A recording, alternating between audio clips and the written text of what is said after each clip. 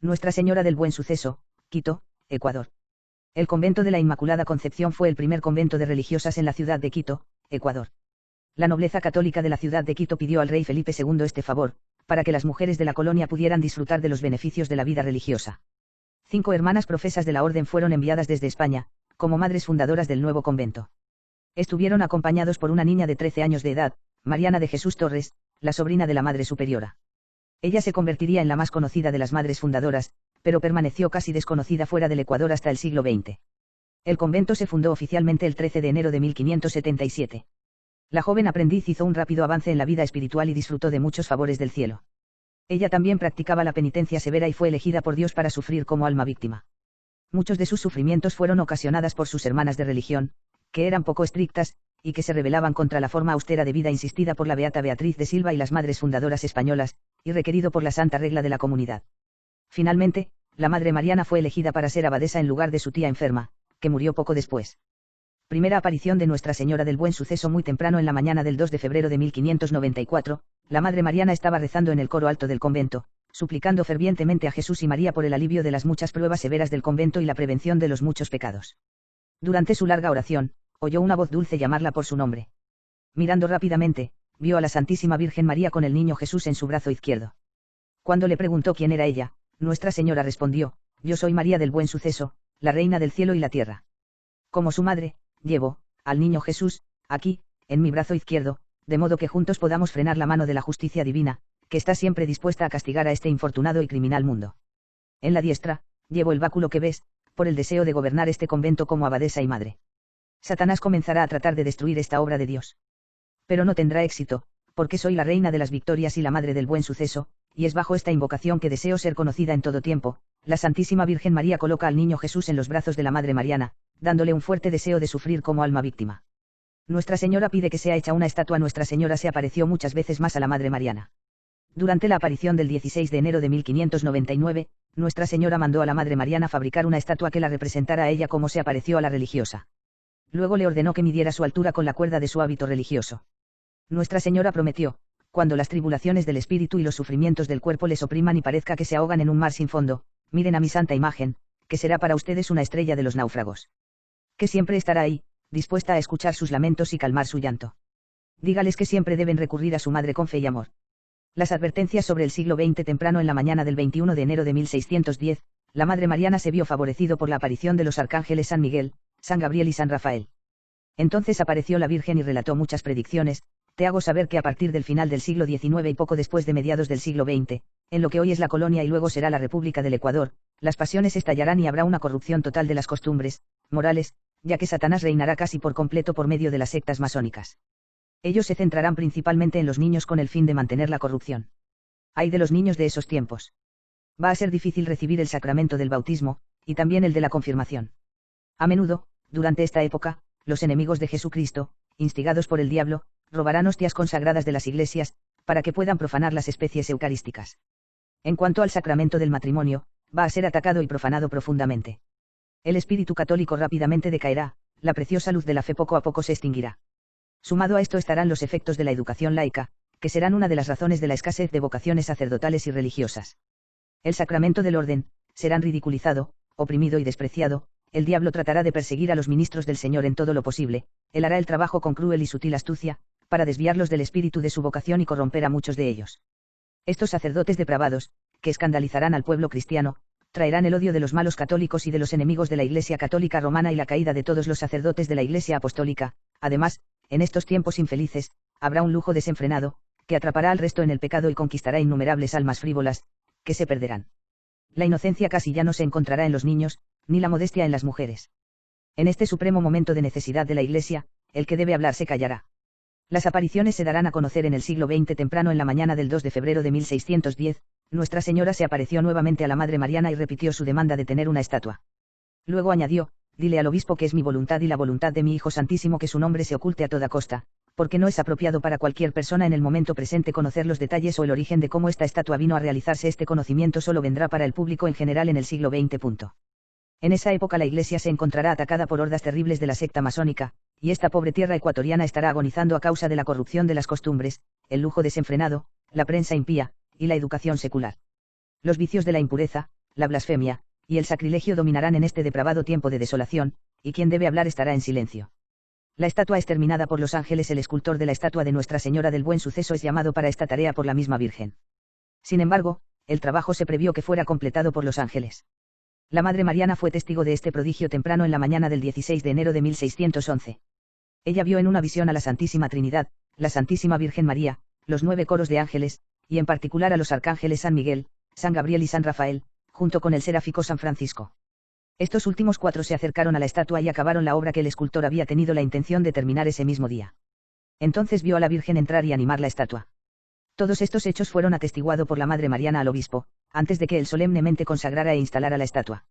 El escultor, también declaró que no había terminado la estatua, y que debía ser el trabajo de ángeles. 5 profecías para nuestros tiempos. La más importante de las apariciones de Nuestra Señora del Buen Suceso tuvo lugar cerca del final de vida de la Madre Mariana. La mañana del 2 de febrero de 1634, la fiesta de la purificación de la Santísima Virgen María, la Madre Mariana encontraba orando ante el Santísimo Sacramento, suplicándole poder estar unida a él y ser devorada en ese amor que pertenece a la Virgen. También le recordó proteger y preservar a sus hijas de su convento amado. Cuando terminó la oración, vio la luz del santuario extinguida por sí misma, dejando al altar completamente a oscuras. Nuestra Señora se le apareció para decirle que el Señor había oído sus clamores y pondría fin a su exilio terrenal en menos de un año. Prepara tu alma para que, cada vez más purificada, puedas entrar en la plenitud a la alegría del Señor. Si los mortales, y, en particular, las almas religiosas, pudieran saber lo que es el cielo y lo que es poseer a Dios. ¿De qué manera diferente vivirían? Ni ellos mismos escatimarían sacrificios con el fin de poseerlo. La Santísima Virgen María explicó a continuación los 5 sentidos de la luz del tabernáculo que se había extinguido ante los ojos de la Madre de Mariana. Y el significado primero es que al final del siglo XIX y en el siglo XX, varias herejías se propagarán en esta tierra, entonces habrá una república libre. A medida que estas herejías se extiendan y dominen, la preciosa luz de la fe se extinguirá en las almas por la casi total corrupción de las costumbres, moral. Durante este periodo, habrá grandes calamidades físicas y morales, tanto públicas como privadas. El pequeño número de almas que se oculten, conservarán el tesoro de la fe y las virtudes sufrirán un martirio indeciblemente cruel y prolongado. Muchas de ellas sucumbirán a la muerte por la violencia de sus sufrimientos, y los que se sacrifiquen por la Iglesia y el país se contarán como mártires. Los hombres libres de la esclavitud de esas herejías, aquellos a quienes el amor misericordioso de mi Hijo Santísimo destinará para la restauración, tendrán una gran fuerza de voluntad, constancia, valor y mucha confianza en Dios. Para probar esta fe y la confianza de los justos, habrá ocasiones en las que todo parecerá estar perdido y paralizado. Esto, entonces, será el feliz comienzo de la restauración completa. Estas almas escogidas, que restablecerán la salud de la Iglesia, son descritas en detalle como los apóstoles de los últimos tiempos, por San Luis María de Montfort en su verdadera devoción a la Santísima Virgen María. 2. El segundo significado Nuestra Señora dijo, es que mi convento, siendo muy reducido en tamaño, se sumergirá en un océano insondable de amargura indescriptible, y parecerá estar ahogándose en las aguas de diversas tribulaciones. Muchas vocaciones auténticas perecerán, continuó. La injusticia entrará incluso en este convento, disfrazada bajo el nombre de la caridad falsa, causando estragos en las almas. Y las almas fieles, llorando e implorando en secreto que estos terribles tiempos se acorten, sufrirán un martirio lento y continuo. 3. La tercera razón de que se dé la extinción de la lámpara se debe al espíritu de impureza que satura la atmósfera de aquellos tiempos. Al igual que un océano sucio, correrá a través de las calles, plazas y lugares públicos, con una libertad asombrosa. No habrá casi ningún alma virgen en el mundo, la Virgen dijo.